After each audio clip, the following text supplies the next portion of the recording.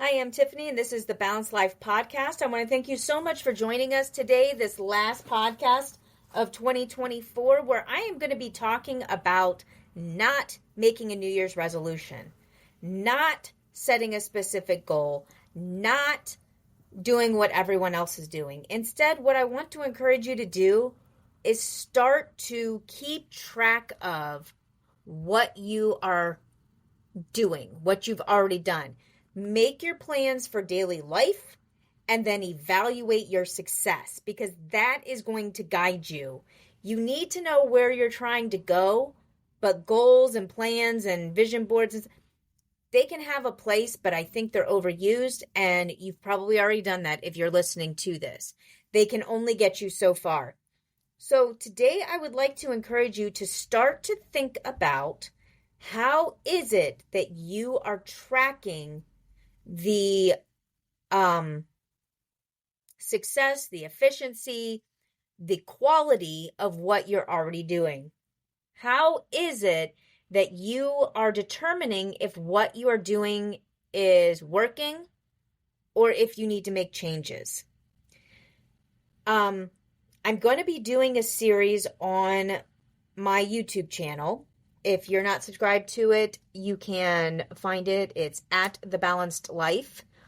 There's a D in Balanced Life. And it is not the yoga one. I am not the yoga lady. I am Tiffany, and I have a crown on my head in the little picture. That's from a Renaissance Festival picture years ago. We were going to go to a Renaissance Festival in Ohio, and I bought that crown, and I think it's funny. So that is the picture. So over there, I'm going to be doing a series where I'm going to talk about keeping track of what you have done so that you can evaluate what you need to do. I can tell you one area that I am really struggling. This is something that I've taught on for years and done it really well, and I know how well it works, but I've been very bad about implementing it over the last 14 months since we moved to our new house, and that is meal planning. Meal planning when I had 6 kids at home, or even when I had 2 kids at home, was critical because I was working full time in addition to my second job at home. My husband was in school. Well, for part of the time, he was working 2 jobs and then also going to school. Then he was just working 2 jobs, getting ready to stop working to go to school full time for a program for his nursing degree. And then he had almost 3 years where he was not working and I was the sole income. And that's when we had kids in college, kids in high school. I was working and all this stuff. So at that time, I had to manage my life down to the minute, every single minute of every single day, 7 days a week. And what I found is when the kids moved out and then we moved down to the city, I really enjoyed not having the stress of planning every moment of my day. Unfortunately, what I have found is breaking those excellent routines has resulted in me spending more money and having even more stress because I continually forget to schedule meals and I don't have the stuff on hand. And so I have to run to the grocery or I have to have Instacart bring something and then I'm making it and I always feel like I'm behind.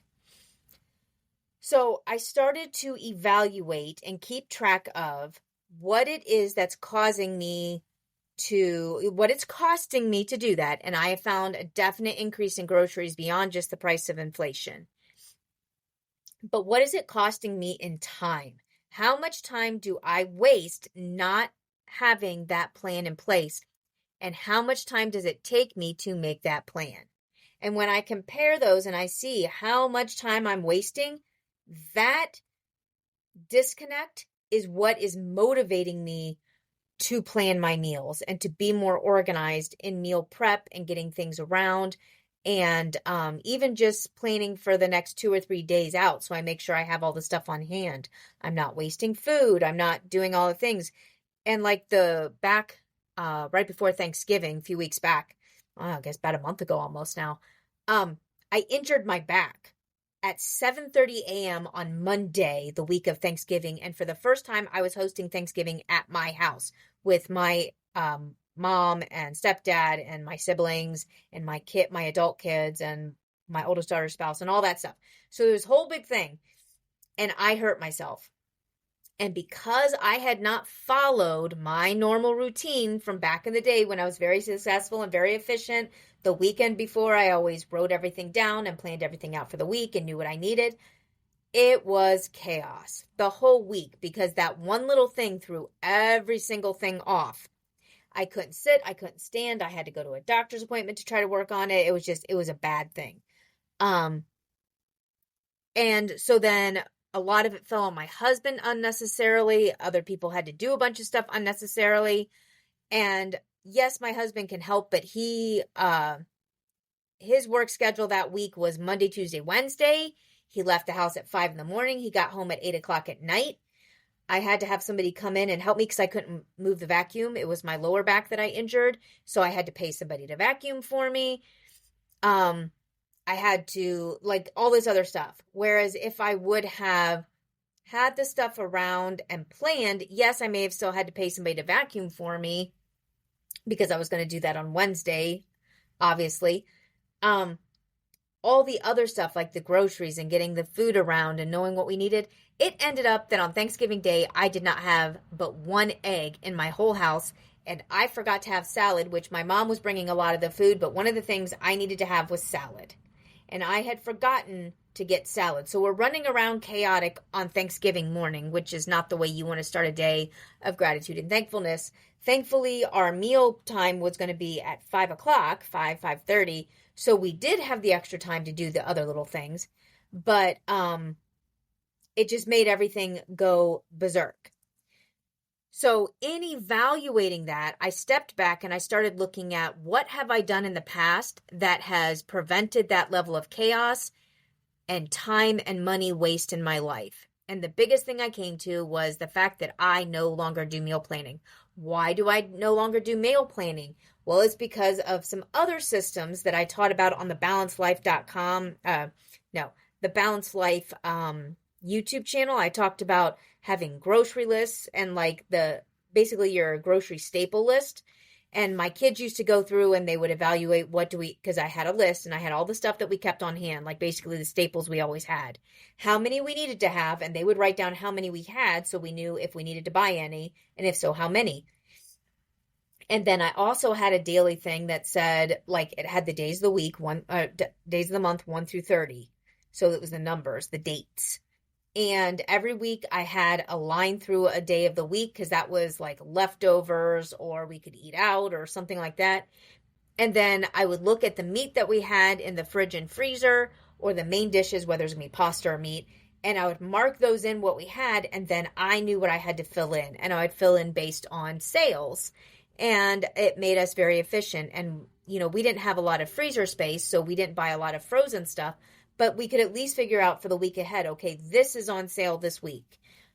Chicken legs are on sale. So we have this stuff going on. We have all these things, and we'll have chicken legs on Monday and Thursday. And then I could figure out the recipes. What do I have? What do I need? Because of that little thing that I no longer keep, which was the updated staples list, because when I had 6 kids at home, what I needed was way different from what I need now. I even had my daughter recreate the list for me and, modify it, but I forgot to print it off. It's something as simple as that. This tool that I use that kind of reminded me to sit down and just figure this out, that has caused me to triple our grocery budget when our household went from 8 to 4 to 2. So what I'm telling you this for is for you to look in your own life and think about how you're tracking things in your life, finances, time, your commitments. Maybe you're a part of organizations that no longer meet your needs anymore and you're staying there because of guilt or because you've just always done it out of habit. My husband and I this month are evaluating our giving because we give, we determine how much we're going to give as a percentage, how much we're going to give of our income as a percentage. and who we're going to give it to. And as we get to the end of the year, we reevaluate. Are these organizations still organizations we want to continue to contribute to? Yes or no? Do we want to keep our giving the same? Do we want to reduce it? Do we want to increase it? All of these kind of things. Subscriptions. We don't pay for any of the streaming services or anything. We don't watch a lot of TV, but one thing we have is we have Audible, and we have Spotify and one other thing, because we listen to a lot of stuff. So evaluating, are we using it? And if we're using it, is it adding value to our life? Because, you may have a subscription to a game, but it's wasting time. I found that I used to exercise on my bike. I had a stationary bike, and I would play this game on it. And so I would exercise an hour a day on this bike playing this game. The problem was, when I stopped riding my bike, I was now addicted to the game, and I no longer only played the game when I was on the bike. So getting rid of the game, just like taking it off of my phone. Yes, I have not been riding my stationary bike, but leaving the stationary bike came before getting rid of the game. I kept the game on my phone saying, well, yeah, but I need it because when I start riding my bike again. But after 4 months of not riding my bike and realizing you're not riding your bike at all, I recognize that was just an excuse. So look at your excuses, look at what you're doing, and evaluate as you're going into the new year. Make this not setting new goals for what you're going to do in 2025, but instead evaluate where you are in this moment. Don't look at what you did in March unless it has an impact on now, but evaluate what you've been doing over the last, month or two. What is it that's become a habit and routine? What things do you need to add? What do you need to take away, and why? What's going to be the benefit? And then find a tracking mechanism for that to determine if you made a right choice.